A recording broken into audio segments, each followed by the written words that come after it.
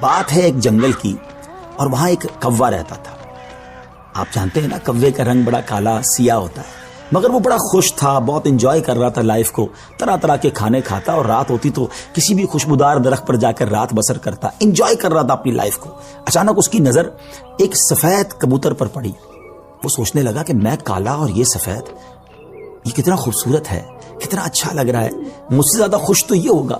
اب اسی خیال میں وہ پریشان رہنے لگا اور اسے رات کو نیند بھی نہ آئے. ایک دن وہ کبوتر کے پاس پہنچا اور کہا کہ تم کتنے خوش نصیب ہو, تمہارا رنگ سفید ہے اور میں تو کالا ہوں, تم سے زیادہ خوش تو کوئی نہیں ہوگا.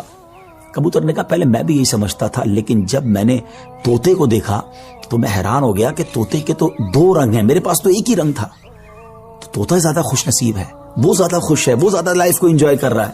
اب کوا کبوتر کو چھوڑ کر طوطے کے پاس پہنچ گیا. کہا طوطے تم تو زیادہ انجوائے کرتے ہوگے, کتنے خوش ہوگے کہ تمہارے پاس تو دو رنگ ہیں جسم پر, تمہاری باڈی بہت خوبصورت لگتی ہوگی. تو طوطا کہتا ہے کہ پہلے تو میں لائف کو بڑا انجوائے کرتا تھا کہ واقعی میں بڑا رنگ برنگی ہوں, مگر جب میں نے مور کو دیکھا نا تو مور تو کئی سارے رنگ لیے ہوئے ہے, اتنا خوبصورت ہے کہ اس کو دیکھ کر مجھے لگا کہ میں تو کچھ بھی نہیں ہوں. اب کوا اڑتے اڑتے پہنچ گیا مور کے پاس. مور چڑیا گھر کے ایک پنجرے میں موجود تھا. پہلے تو وہ انتظار کرتا رہا کیونکہ بہت سارے لوگ مور کو دیکھنے آئے تھے. جب سارے لوگ دیکھ کر چلے گئے تو کوا مور کے پاس گیا کہ اے مور, ذرا یہ تو بتاؤ تم کتنے خوش ہو, کتنے رنگ ہیں تمہارے پاس, تم کتنے خوبصورت ہو. مور کہتا ہے پہلے تو میں یہی سمجھتا تھا کہ ہاں میں بہت خوبصورت ہوں, مگر پھر میں نے غور کیا کہ اسی خوبصورتی کی وجہ سے تو چڑیا گھر میں قید ہو گیا ہوں.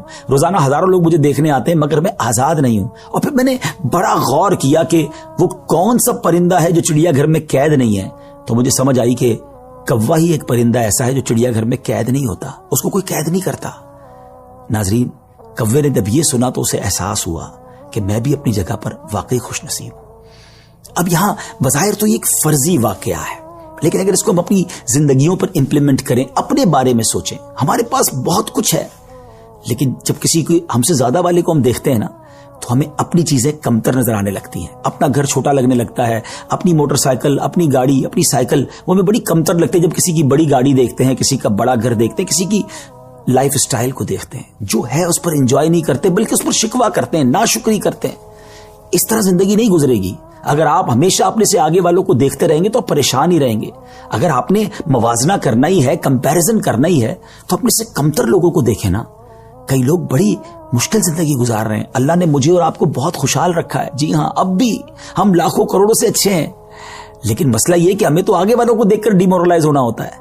شکر ادا کیجئے, اور سبحان اللہ, میرے رب کا تو وعدہ بھی ہے نا قرآن میں, لَإِن شَكَرْتُمْ لَأَزِيدَنَّكُمْ, تم میرا شکر ادا کرو میں تمہیں اور دوں گا. تو جب آپ اللہ کا شکر ادا کر رہے ہوتے ہیں نا کہ یا اللہ تو نے مجھے کروڑوں سے اچھا بنایا, تو وہ اور عطا فرماتا ہے, آپ اور آگے بڑھتے ہیں. تو بہرحال یہ چھوٹی سی حکایت ہے, اللہ کرے اس سے سبق لیں, ناشکری چھوڑ دیں اور شکر ادا کرنے والے بن جائیں.